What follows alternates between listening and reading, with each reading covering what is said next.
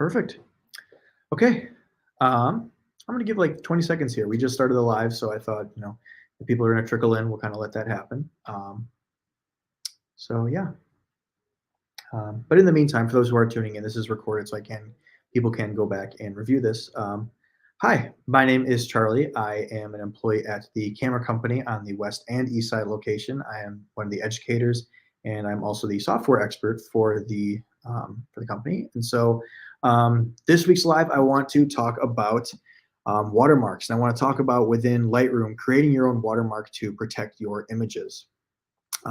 Before we actually go into creating one and kind of the differences of how you can format it, the proportions of it, I want to tell a story about why watermarks to me are so important and why they should be important to you guys.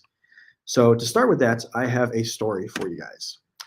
So here's an image that I was lucky enough to capture in 2020. I'm a storm chaser, and I had a pretty quiet year up until this point, and then literally 5 minutes from home, I captured this shot. And I was really excited. So I went ahead and I posted it on various social media platforms. I posted on Twitter, on Instagram, on Facebook, and I received a lot of great feedback for it. Well, later that night, I noticed I had a friend who texted me an image that looked like this. And I was really surprised because I was like, that's my image, but that's not my edit to that image. Turns out someone else on Twitter had ripped off my photo, and they did some own editing, and they had claimed that, they were doing some filter toggling with it. And they had taken credit for it. And thankfully, I had someone that actually knew that this wasn't their photo and it was actually mine. And the way they figured out that it was mine, besides the look of it, was the fact here is my name. And the reason is I do that is so I can go back, and now I was able to talk to this person and say, hey, I appreciate the fact that you downloaded my image and you find it cool, but please at the same time don't take my stuff. I take a lot of pride in what I do. It's not easy what I do, and like any other form of art, it's unique to me. So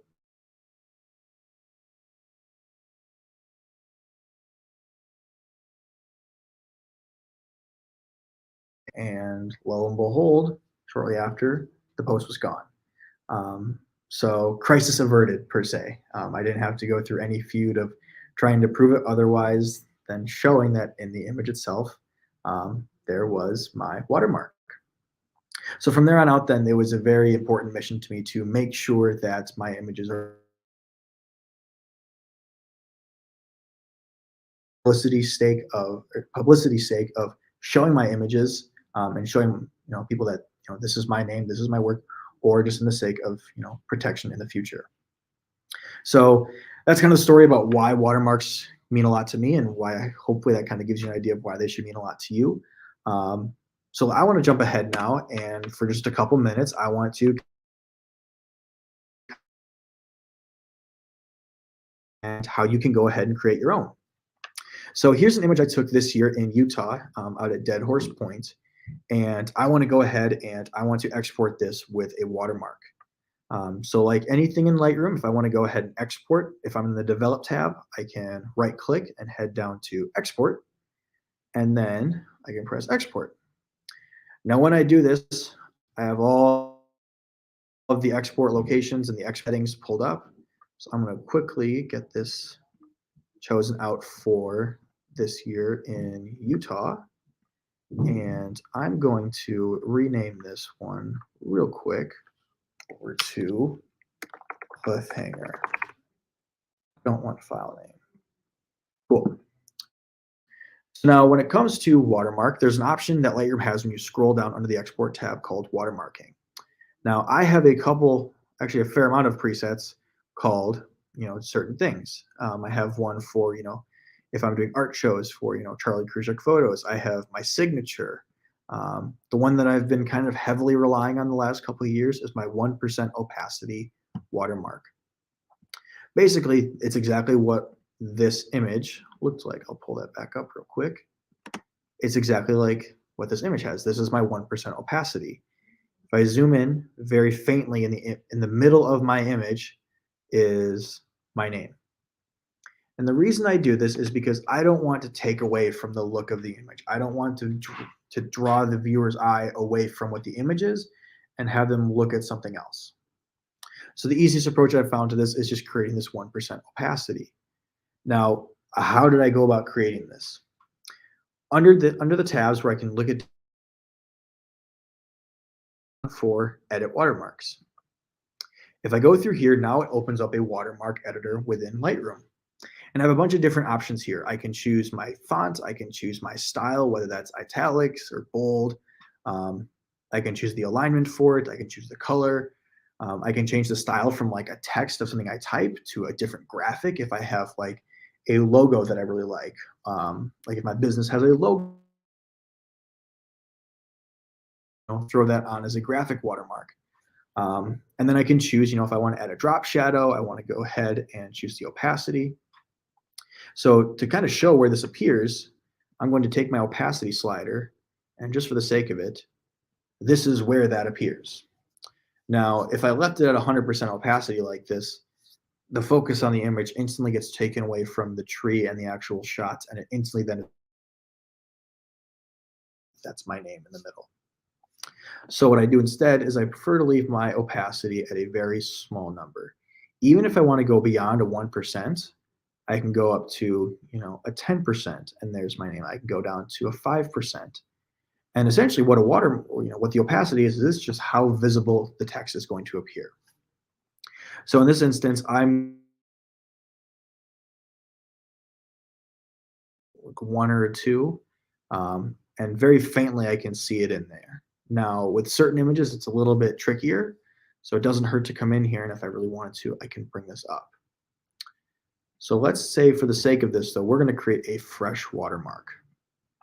So I'm going to go ahead and I'm going to make this full opacity. And down here at the bottom, this is where I can type in my text. So I'm going to change this for my name to, we could say, your watermark here. And you can see as I type this in, this is how it appears. Now it's not fully locked into having the copyright symbol. You can remove that and you can type in whatever you want. And it works out just like that. Lightroom is smart enough where it knows how to portion it out. It knows exactly where you need to place it, but you do have some freedom if you want to adjust it as so. So I'm going to, I have the copyright symbol pasted. I'm going to put this as copyright Charlie. I'll put a line and I'm going to say camera company. Awesome. Now, before I actually darken the watermark, I kind of want to see where it's going to be positioned. Under my sizes, I can choose to fit it where it goes right up to the edges. I can go to fill where it just becomes very large and it goes to the very top and bottom, or I can go proportional. And this is what I typically suggest because now I can go through and I can choose how large or how small I want it. The sweet spot that I've found for it is typically 18. I like 18 a lot for the sake of the fact that it doesn't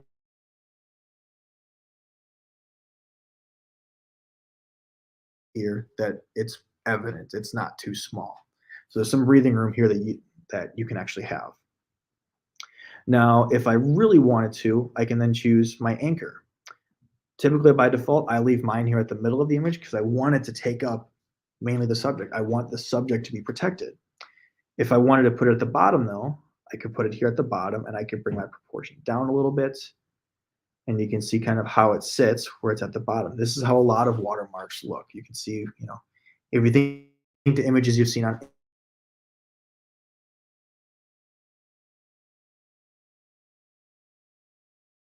a lot of the times, you'll see them here or you'll see them here at the top. Now, again, we kind of go back to that whole thing of saying, wow, this is really pushed up against the top. There's no breathing room per se. So what I can do is now under my inset, I can take my vertical and I can pull it down or I can pull it up. And so I can give it a little bit of leeway. You go like that. And now there's a little bit more room at the top of the image here where there's a little bit more breathing room for the text to appear. But The way I like to do it for mine is I leave mine here at the middle with the proportion of 18. So, and you can notice when I press the anchor here at the middle, this is where it ends up. If I push it to the right, you can right, the left, there it is. Um, Last thing I then do is I just bring the opacity down. And you can see here, 8%, it's still kind of visible. 14, it's still there. And when you're looking for it, that's when you'll see it. But if you can't, like if you're not looking for it, it's not going to be visible. And that's why it's so great to have it this way, in my opinion.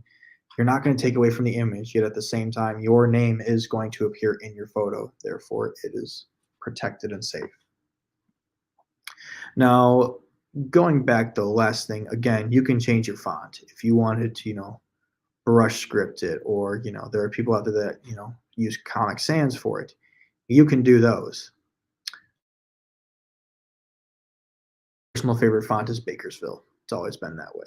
Choose to, if you had a lot of text, you can choose to align it differently. Now, because I only have one line, my alignment doesn't matter. I have a full color wheel if I wanted to change this to a different color. There are some people that will make watermarks a accent color of the image itself, and they'll anchor it towards the bottom like this. That's another technique. But for the sake of consistency, I'm just going to leave this at full white. And again, bring my contrast down, or my opacity, excuse me, down to 1. Now, if anything had changed,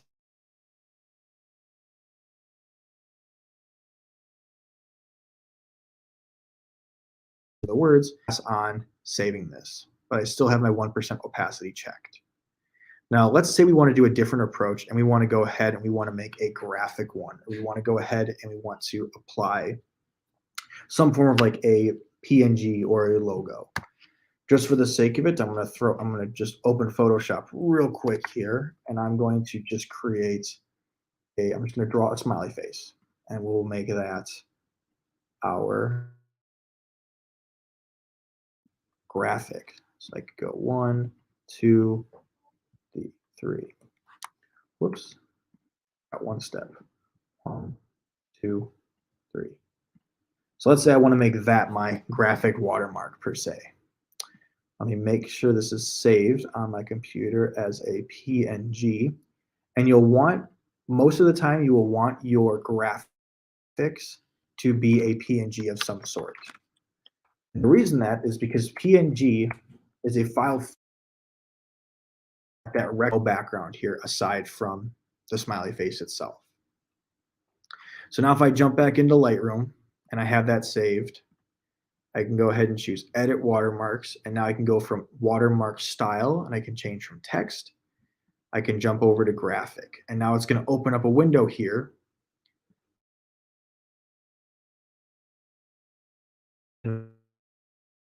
Face. And you can see now when I do that, there's my nice smiley face. And again, now I can go through and I can make it larger if I wanted to. I can make it a little smaller. There we go.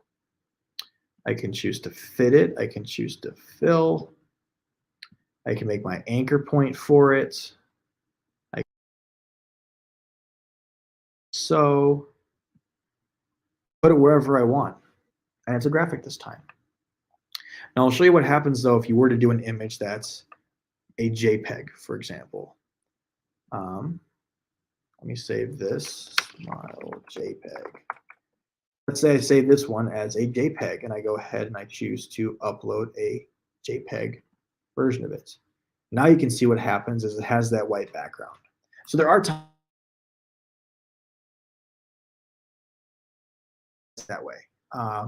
You may have the option or the opportunity where the logo actually has a white background and you want to leave that in there. This is where JPEG can work. Otherwise, though, typically you kind of will want to steer for PNGs to create that background that blends in with the image.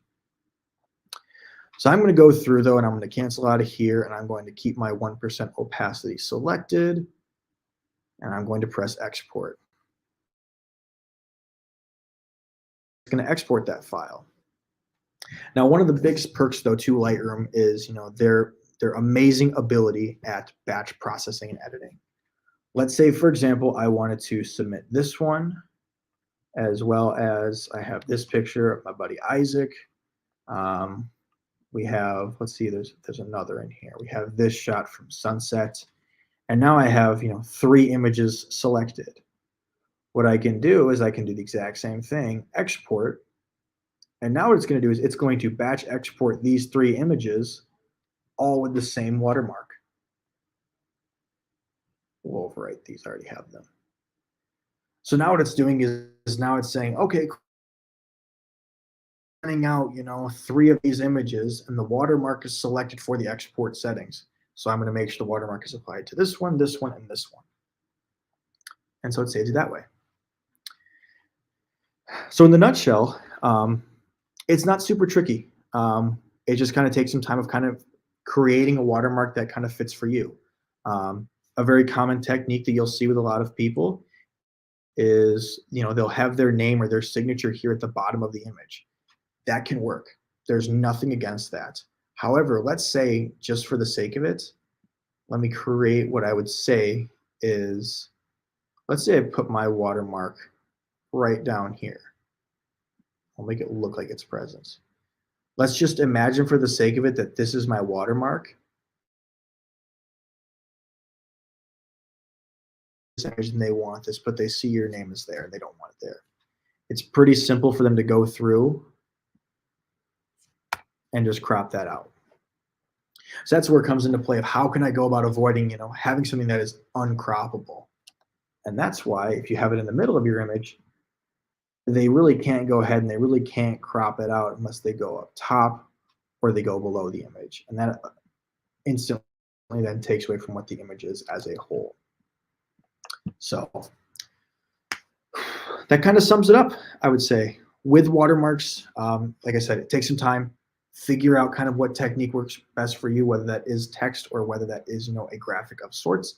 Once you kind of get one nailed down, it's just a lot of fun to know that your images are protected, and it brings a lot of peace of mind too.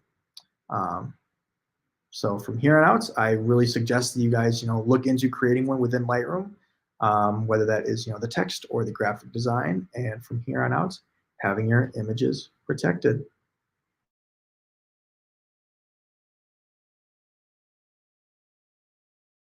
What is the difference between a line? Good question, Janice. So the anchor point is basically, let me pull that up and I will show you.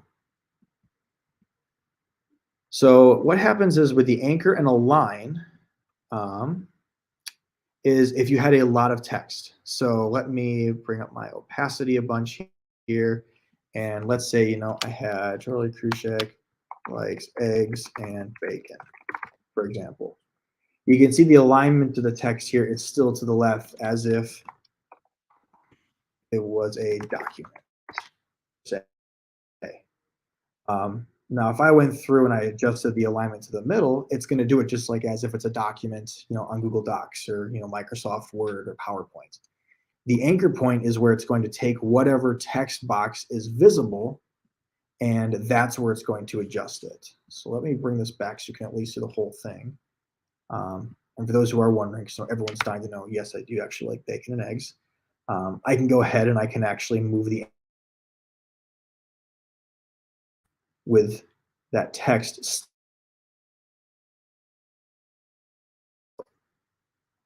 So put it this way, the align acts for the text itself, the anchor acts for the text box, if that makes sense. So I hope that answered that question. Otherwise, though, that kind of brings me to the end of what I had to say. We approached 20 minutes, which is kind of how long I hope to have these.